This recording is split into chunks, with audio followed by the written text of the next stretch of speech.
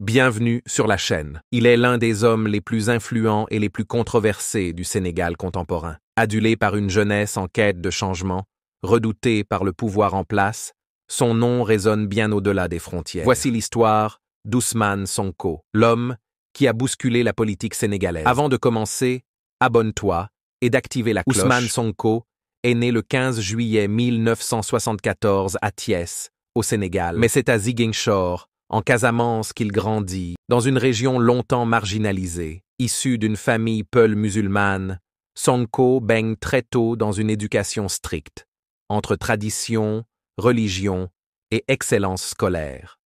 Deuxième étude en formation.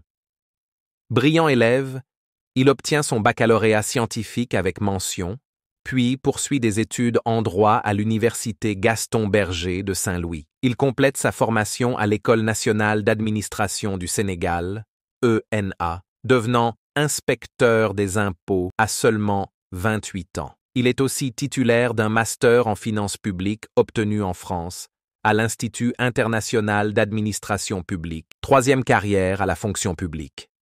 Pendant plus de 15 ans, Sonko travaille comme inspecteur des impôts et domaines à Dakar. Il est reconnu pour son intégrité, mais aussi pour son franc-parler. En 2016, il dénonce publiquement des pratiques douteuses dans la gestion fiscale de l'État sénégalais, un acte qui lui coûtera cher. Il est radié de la fonction publique pour manquement au devoir de réserve, après avoir accusé certains hauts responsables de corruption fiscale. 4. L'entrée en politique.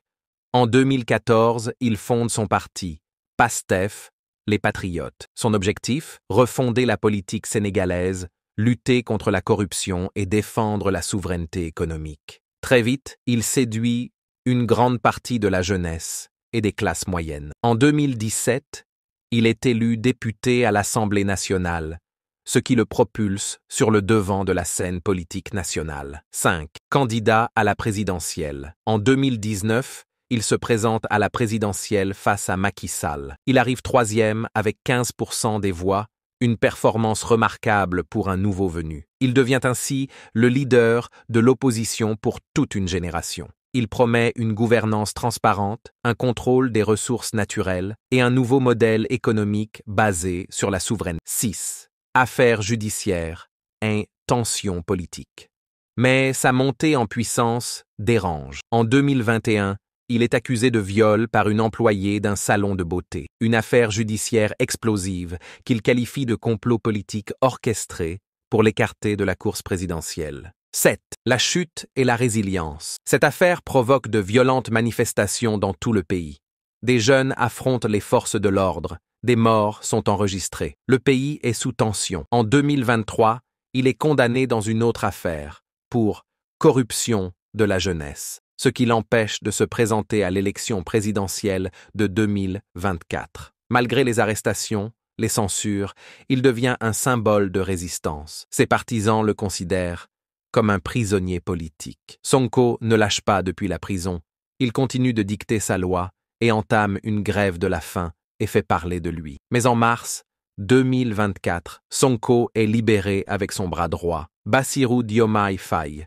Un événement historique change tout. À l'élection, Bassirou gagne les élections. Aujourd'hui, Ousmane Sonko est Premier ministre du Sénégal. À 50 ans, il reste fidèle à son discours radical et à sa vision d'une Afrique souveraine. Il travaille en tandem avec le président Diomaye Faye pour mettre en œuvre leur programme patriote. Adoré ou critiqué, Ousmane Sonko a su s'imposer comme l'un des hommes les plus influents de sa génération. Le parcours d'Ousmane Sonko, c'est celui d'un homme debout face à l'adversité, prêt à tout sacrifier pour ses convictions. De Ziguinchor à la primature, il incarne l'espoir d'une jeunesse qui refuse de baisser les bras. Et vous, croyez-vous encore au changement? Dites-le nous en commentaire. Abonnez-vous si ce n'est pas encore fait. Et n'oubliez pas d'activer la cloche pour ne rien rater.